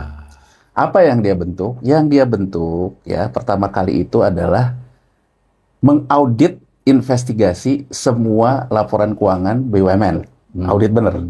Audit beneran ya? Audit beneran. Kalau memang ada cost overrun, misalnya sekarang nih orang rame nih, kereta api cepat, cost overrun. Jangan-jangan banyak proyek kita cost overrun semua. Ya, sekarang gitu, saya ingin men-challenge Menkyu Purbaya yang mengatakan hilang, yang mengatakan Pertalite harga 4.000. Sekarang saya challenge Pak Purbaya. Berani nggak dia buka berapa harga pokok produk di Pertamina dan berapa yang diakibatkan alokasi karena cost overrun. Jadi sebetulnya yang terjadi itu apa? Saling sandra, Mas Awalil. Jadi ada biaya kilang yang dulu dibangun, cost overrun ini dibagi depresiasi, harganya jadi mahal. Itu yang mengakibatkan harga kita dibandingkan harga Malaysia lebih tinggi. Maksud saya, karena itu dilempar duluan oleh Menteri Keuangan, buka dong. Buka sekalian. Sekarang buka sekalian. Nah, kalau sekarang ada penyebabnya itu akibat alokasi dari biaya investasi yang cost overrun, kita mau apain? Kalau di Cina sebagai apa ya? Kalau di Cina, kalau ini terkait korupsi, dia hukum mati tuh. Terlepas bahwa kemudian negara memberikan PMN lah istilahnya untuk menutupi. Tapi ininya harus dikasih efek jerah dulu. Bahwa orang yang melakukannya dia hukum. Artinya apa? Tidak ada keberlanjutan saling sandera kan? Selesai kan? Selesai. Kalau di kita, misalnya direksi baru menemukan, ini kalau cost overrun, nanti dia juga buat cost overrun baru. Yang akhirnya sekarang numpuknya tuh luar biasa besarnya. Jadi, saya ingin menggarisbawahi apa yang dikatakan Prof. Ferry. Apa yang dikatakan dilakukan oleh Cina dari 97 sampai 2003. Baru di 2003 dia membentuk yang namanya SASAC. SASAC itu apa? Jadi dia beresin dulu baru buat SASAC ya. SASAC itu mengkonsolidasikan semua laporan keuangan BUMN yang udah bersih. Jadi bukan membuat untuk beresin, ini kebalik berarti kita. Dan apakah SASAC itu BPI dan Antara? Bukan. SASAC itu kalau boleh dibilang, ya sebetulnya yang baru didirikan kemarin, Badan Pengelola BUMN. Badan Pengelola BUMN. Jadi Kementerian BUMN yang dirubah menjadi badan yang bisa mengkonsolidasikan laporan keuangan. 2003 Mas Awalil sampai ke 2000. Ya bedanya kementerian sama badan terutama ini bisa mengkonsolidasikan laporan keuangan. Jadi badan otonom Mas Awalil. Jadi badan otonom. Ya harus buat laporan keuangan. Ya kan di badan otonom di luar APBN. Di luar APBN. 2003 dia bentuk Sasak kan. 2008 Mas Awalil dia baru ngebentuk loh yang namanya SWF. Yang namanya CIC lebih belakangan lagi. Nah, CIC ini urutannya begitu. Kemudian ketika dia mendirikan CIC 2008 tuh dua sumbernya. Dari dividennya Sasak, karena Sasaknya udah sehat, sudah menghasilkan dividen. Dia sehat karena ngurusi yang sehat. Iya. Jadi sehatnya berlanjut. Kemudian laba, selisih kurs karena capital control yang dikatakan Prof. Ferry tadi, karena Amerika Serikat jatuh kan di 2008. Dua sumber ini dia baru mendirikanlah yang namanya CIC. CIC. Jadi menurut saya dari cara berpikir ini nggak usah mencampur adukan segala pemikiran jadi satu. Saya setuju dengan Prof. Ferry. Beresin dulu. Nggak usah banyak cerita. Ya, audit investigasi semua. Bahkan nanti akhirnya kita kan gini loh. Ambil contoh. Kita melakukan holdingisasi. Tapi kita tidak menyatukan cost korporasi. Ambil contoh deh, gitu. Yang namanya misalnya semen. Ya, harusnya kan misalnya dengan ada Semen Indonesia Holding, biaya korporasinya satu di holding aja. Tidak perlu lagi ada di Semen Padang, di segala macam atau pupuk. Ini kan didirikan holding, tapi yang di sininya juga masih ada.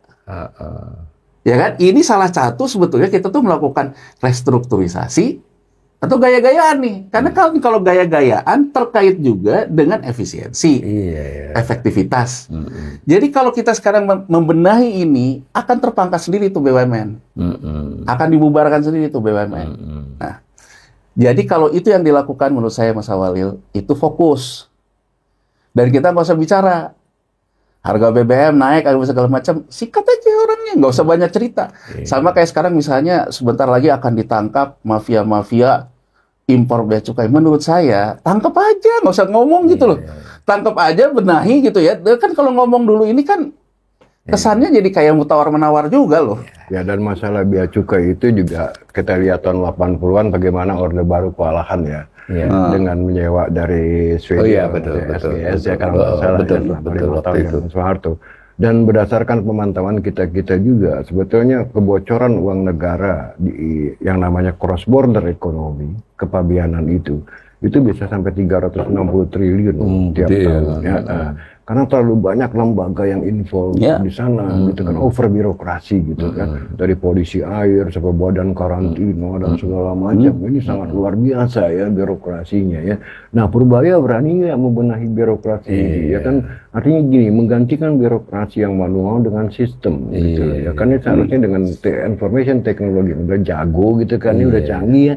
Harusnya kan mungkin, dan itu 360 triliun tuh bukan duit kecil loh Mas. Jangan cuma marahin anak buahnya aja dong. Iya, jangan. Kalau cuma sidak-sidak kayak begitu, ya kamu kalau sekarang lagi ngopi di Starbucks segala macam, it doesn't work gitu kan. Ya itu mengangkat personal branding Purbaya aja. Tapi tidak memecahkan masalah. Kalau benar bikin satu special task force untuk menangani masalah kebocoran 365 triliun tiap tahun akibat over birokrasi di dalam cross border ekonomi. Nah itu kan ketahuan lebih sistematis ya kan, lebih isinya lebih elegan lah, lebih sophisticated ketimbang datang ujuk-ujuk ke sana nongkrong di Starbucks kamu untuk tahu bea cukai apa bukan, kan gitu ya. Dasarnya kan jadi kayak maaf aja ya, kayak belusukan nggak keluar. Tapi BUMN ini berarti sebenarnya potensial ya. Nah, jadi sekarang kita anggap aja kita bicara teori ini, bukan teori ya. Kita pura-pura nggak tahu yang sedang dilakukan inilah ya. Kita ada masalah ini, ada BUMN, ada ini. Sebenarnya sekarang jalan pikirannya kayak tadi kan bisa diterapkan dong. Kalau kita lihat nih ya, jadi aku ada yang ngasih nih, ya ngasih bahwa BUMN itu pernah mencoba mengkonsolidasikan seluruh laporan keuangan tahun 2003 dan udah diaudit oleh salah satu Big Five. Cuman ini kan dokumen internal, cuman ada yang ngasih ke saya. Apa yang dikatakan Prof. Ferry tadi bisa saya konfirmasi, memang uangnya hanya 1.200. Dari real cash-nya, laba ditahan itu hanya 1.200. Tapi kalau kita lihat, dari laba ditahan 1.200 itu, ya kan? Banyak yang sebetulnya dalam bentuk SBN juga. Kasnya nggak segitu. Jadi gini, aku mau gambarkan. Kayak disebutnya setara kas. Jadi kalau dilihat dari konsolidasinya itu 1.200 posisi cashnya itu. Tapi kas setara kasnya itu 750-an. Berarti boleh dibilang 500-an. Yang kas nih ya, kas itu berarti kan yang bahasanya tuh yang mengendap deposito lah. Ya, jadi artinya yang kasnya tuh 750-an, total itu 1.200, berarti kan 450 ada di surat berharga. Ya kan, mungkin kemungkinan besar di SBN lah 450. Nah, jadi betul berapa free cash flow-nya? Kalau mau kita ngomongin free cash flow-nya akhirnya 750. 750 T itu hutang jatuh tempo kita tahun ini aja, pokoknya 800 gitu loh. Jadi artinya sebetulnya dari situ aja kita butuh penyehatan, bukan ini ngedadak dikonsolidasikan, ngedadak punya duit loh. Dan tadi jangan untuk leveraging aja kok, ya kan, biar bisa ngutang lagi. Leveraging kan orang akan lihatnya dari sini. Karena investor nggak bodoh lah ya. Kan orang akan lihatnya leveragingnya hanya segini. Makanya kan kalau kita lihat hitung-hitungannya ya dari 84 T dividen itu, aku udah hitung berdasarkan pola cash flow dari laporan keuangan yang sudah dikonsolidasikan tadi. Cash flow dividen itu ada cuma di sekitar 30-40 kalau aku hitung. Berdasarkan tadi itu data yang pernah aku terima berdasarkan 2003. Artinya sisanya untuk bayar dividen aja dia minjem uang, entah itu Pertamina pakai Global Bond, PLN pakai Global Bond. Sudah diakui kok di beberapa bulan terakhir. Ya kan, pakai hutang. Pakai hutang sebagiannya. Makanya dia front loading kan. 50-nya ini minjem hutang 5 tahun ke depan kan, diambil kan. Karena dia menganggap bahwa nanti akan dapat 30-30. Itu aja menurutku berarti cara berpikirnya harusnya kan disehatkan dulu. Baru kita bicara berikutnya. Nah, itu satu BUMN. Ini pasti akan membawa konsekuensi, Mas Walil. Konsekuensinya apa? Pasti ada yang kesikat. Nah, kalau dalam hal kayak gini, yang namanya reformasi birokrasi, ya kalau kita mau ngikutin Cina, ya Cina hukum kan?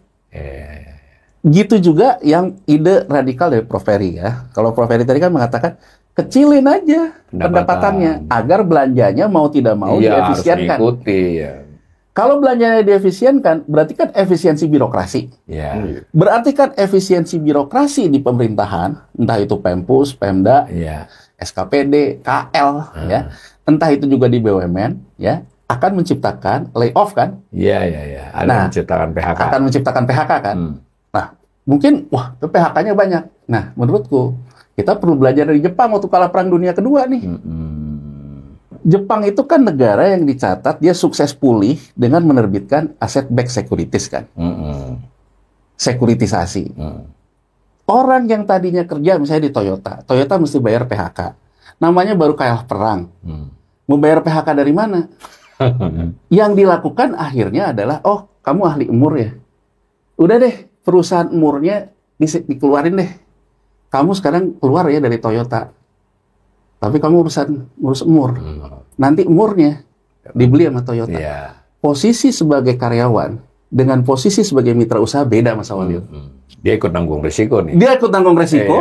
Dan dia juga ibaratnya kalau tadi kan mau pinter goblok, mau kerja nggak kerja, dia pasti digaji. Sebagian mereka termotivasi. Tapi kalau sekarang dia emur dan emurnya dibeli sama Toyota, ini yang namanya usaha kan. Jadi terlepas dari radikalnya yang dikatakan Prof. Ferry, saya ingin mendorong, jalanin aja. Ada keberanian kita mem-PHK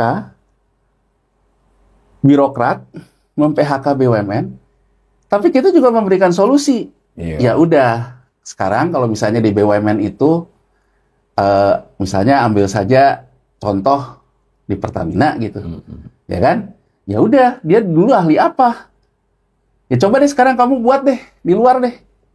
Dalam konteks perampengan Pertamina, tapi operasionalnya tetap bisa jalan. Operasionalnya tetap jalan. Jadi maksudku, ide-ide seperti ini sebetulnya yang dibutuhkan, out of the box seperti itu. Nah, dalam ide seperti gini, kalau terus juga rebutan sama mikirin MBG, mikirin Koperasi Merah Putih, yang akan nyampe. Tapi saya ingin memberikan gambaran. Memang harus bersamaan kan ini, pembenahan BUMN ini. Tadi kita merampingkan pendapatan belanja dan birokrasi, itu kan juga kita mau tidak mau Presiden harus diyakinkan untuk tidak dulu sementara menjalankan secara full hal-hal dia yang keterkonstrain budget terlalu besar itu kan. Ya, tapi kalau boleh nyerak begini, ya semua apa yang kita sarankan sangat tidak mungkin. Ini menarik Pak Mirza, ini pendapatnya berapa? Sangat tidak mungkin dilaksanakan oleh rezim yang sekarang. Iya. Karena secara politik itu tidak mungkin. Ya kita memberikan masukan mungkin untuk rezim yang akan datang ya. Mudah-mudahan rezim ini segera selesai gitu ya. Karena tidak efisien gitu lah ya.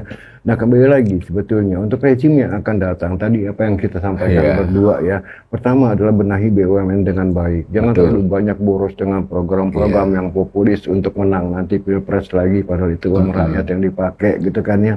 Yang ketiga kembali lagi masalahnya bukan ada di infrastruktur, pertama ada di suprastruktur ya kan ya. Rule of law, regulation, peraturan pemda, ya kan, premanisme di lapangan ini nggak ada urusannya karena infrastruktur. Itu hal-hal yang sangat mendasar itu semua teori menyatakan itu kan kelembagaan dan udah harus. Nah, makanya Mas awal bilang kelembagaan, our biggest problem is institutional problem, ya kan, problem institusional. Kita tidak paham membangun institusi-institusi yang benar untuk melakukan terobosan-terobosan dalam ekonomi. Misalnya tadi yang Pak Yanwar katakan ya kan ya, ini peran BUMN aja sebagai institusi itu tidak tahu bagaimana gitu ya, tumpang tindih ya kan ya, bikin anak cucu ya kan. Ini kan problem of governance ya Mas Awalil ya. Jadi maksud saya begini ya, kalau memang tidak mungkin dijalankan oleh rezim ini semua apa yang kita katakan ya, kita make it simple ya, 3 poin aja itu kita fokus, birokrasi ramping, FDI dirangsang, ya kan, benahi BUMN, itu aja makan waktu lama bos, nggak bisa dalam overnight ya. Jangan mikirin wah kita punya sovereign wealth fund, wah ICA-nya asetnya busuk semua, lu sekolah di mana sih gitu kan. Iya kan, ngomong aja gitu kan. Ini saya ada yang tertarik loh ketika baca, saya hanya melihat sepintas tentang penyaluran dana dan penghimpunan dana di bank umum tuh Prof. Kan kalau dilihat penghimpunannya ya lumayan gede kan, jadi penghimpunan itu bisa sampai hampir 10.000 tuh Prof. 9.000. Duitnya sendiri ya 20%, 2.000 triliun ya 12-13.000 triliun duit di perbankan ini ya, paling kan yang dipakai aset tetap kan 1.000-an, yang lainnya lalu disalurkan. Nah, kalau dilihat seolah umpama ini beneran ada duitnya, saya kan nggak paham. Ini kan nggak optimal kan, masih ada tuh duit tadi, makanya ada undisbursed kan. Ini saya tuh bingung nih bertanya pada ahlinya ini. Jadi di satu sisi kesannya kalau Purbaya ini kan seolah-olah ada kekeringan likuiditas di perbankan, tapi angkanya kok begitu? Apa saya salah baca nih? Kemudian apa bandingannya dengan yang sering dikatakan Yanwar itu likuiditas perekonomian yang M0, M1, M2. Coba ya, aku dijelasin. Kamu sering jelasin saya, tapi saya masih belum paham nih. Iya. Jadi gimana? Intinya kan gini. Intinya sepanjang bersaingnya sama bunga yield SBN, kredit investasi kan durasinya juga panjang ya Mas Awalil. Betul. Nah kalau durasinya panjang, dia kan akan menghitung itu juga. Dia kan akan menghitung juga terhadap yield. Ya sebagai ini ya, sebagai opsi portofolio ya. Tapi kan dia memang harus menyalurkan kredit. Nah, karena kalau nggak dicabut izinnya sebagai bank. Makanya kan kalau datanya kita benahi, kita plototin lagi. Kebanyakan kredit itu kan yang diserap itu oleh kredit konsumsi. Betul. Terkait dengan KPR, terkait dengan mobil. Terkait dengan kredit modal kerja. Ya, yang investasi nomor 3 malah. Investasi nomor 3 dan kecenderungan tuh sebetulnya ya stagnan. Tumbuh tapi kecil, tipis. Tumbuh tapi tipis. Yang namanya modal kerja, ya kan dia cuma pre-financing aja. Resikonya juga rendah di bank. Ya, habis lunas dikasih lagi. Kemudian kredit properti, mobil gitu juga rendah kan. Nah, kredit investasi ini kan yang ingin dikatakan oleh banyak orang. Tapi yang sekarang, bisa mendorong pertumbuhan ekonomi. Bisa mendorong pertumbuhan ekonomi. Tapi coba kalau kita lihat di laporan perubahan laba ditahan bank, terutama bank Himbara, bank BUMN, ya. impairment ataupun dibiayakannya kredit bermasalah itu tinggi, Mas Awalil. Oh, dia karena aturannya begitu ya. Jadi sebetulnya harus diimpair. Artinya sebetulnya bahwa investasi itu si sektor realnya sendiri memang harus disembuhkan kan? Iya, sedang sakit lah ya. Sedang sakit kan. Jadi kalau dia kemudian juga undisbursement-nya jadi tinggi, ya angka ini menunjukkan sih. Coba lihat nih, peer-nya nih, pesaingnya, BCA. BCA impairnya kecil loh. Tapi kalau kita lihat BCA itu juga memang kredit investasinya juga nggak besar. Kenapa Bank Himbara kredit investasinya besar? Penugasan terutama penugasan terkait dengan infrastruktur, dengan segala macam. Sekarang penugasan Koperasi Merah Putih dan sebagainya. Itu sebetulnya yang bisa menjelaskan pada akhirnya sebenarnya susah dipungkiri bahwa sebetulnya memang demand side-nya yang perlu dibenahi gitu, bukan supply side. Bukan supply side-nya. Kalau membacanya begini, bahwa sebenarnya kita juga belum optimal menggunakan. Tadi kan Prof. Peri menekankan bahwa kita memang butuh, terutama FDI ya, bukan di obligasi atau di investasi lainnya. Yang terutama kita butuhkan FDI. Kalau berdasarkan modal dalam negeri kita, apakah masih bisa dioptimalkan? Kalau saya, Mas Awalil ya, dari sumber itu. Kalau saya berapa kali usul. Kenapa sih pemerintah kalau memang kondisinya kayak gini, pemerintah nggak nerbitin misalnya surat utang negara, tapi itu sebenarnya kredit investasi. Oke. Jadi misalnya pemerintah mau melakukan pembenahan lahan pertanian, misalnya ngeluarin sun pertanian. Dikeluarin sama pemerintah. Kayak Amerika dong itu. Ya kayak Fambonnya Amerika. Dikeluarin sama pemerintah. Diserap oleh perbankannya kan surat berharga. Iya kan? Iya. Dan nanti pemerintah yang melakukan investasi itu pemerintah kan? Iya. Untuk pembenahan itu. Bahkan kalau yang lebih sepele lagi, misalnya saja, saya pernah ditawarin, beberapa kali saya ngomong kan, saya pernah ditawarin sama Thailand untuk invest di kebun durian. Kan ini hal simpel ya Mas Awalil, yang bisa dikerjakan oleh BUMN kita. BUMN kita melakukan riset benih, nge-branding durian, mau jadi kopi durian, lah ini kopi, coklat kan potensial semua. Ditawarkan kan ke masyarakat kan. Yang beli mungkin banyak. Saya juga mau beli kayak gituan mah gitu. Tapi itu tadi mensyaratkan seperti saya katakan berdua, kelembagaan pemerintahan sudah benar, kelembagaan BUMN sudah benar kan. Tapi bukan soal duitnya aja. Ide Danantara kan melambung ya, hilirisasi yang mungkin tidak bisa digapai oleh retail ya. Kalau menurut saya gini, kita udah ngalor ngidul panjang lebar. Sekarang kita ngambil konklusi aja supaya masyarakat nggak kehilangan benang merahnya ya. Menurut saya ya. Bahwa sekarang problem pemerintah adalah problem salah arah dalam mengambil kebijakan-kebijakan. Yang harusnya diprioritaskan tadi adalah kembali lagi ya kepada BUMN, ya menarik FDI, birokrasi dirampungkan. Itu kan. Ketiga, kita problem terbesar adalah penyalahgunaan anggaran pemerintah, ya kan ya. Misalnya dialokasikan untuk program-program ultra populis yang ratusan triliun, KMP 240 triliun, MBG 328 triliun. Nah, untuk menghindari ini sebaiknya tax rasio diturunkan 5%, corporate tax diturunkan 11%. Saya salut sama Purbaya kalau berani ini, PPN diturunkan ke 5% supaya tidak terjadi pemborosan dan misalokasi resources dari masyarakat. Pemerintah kita ini gagal sebagai agent of development ya. Jadi itulah yang menurut saya kembali lagi berani mengambil tindakan yang radikal, yang tidak populer tapi untuk menyelamatkan negara ini. Saya rasa itu jelas ya pandangannya Prof. Peri ini sebagai penutup pandangan Yanuar. Apa kira-kira? Saya hanya menambahkan aja. Saya akan salut sama Purbaya. Kalau dia melakukan penegakan hukum, tapi bukan ngomong, betul-betul dilakukan penegakan hukum dan tidak tebang pilih. Jadi artinya yang tadi dikatakan, bisa menurunkan corporate tax segala macam, itu kan dari segi policy.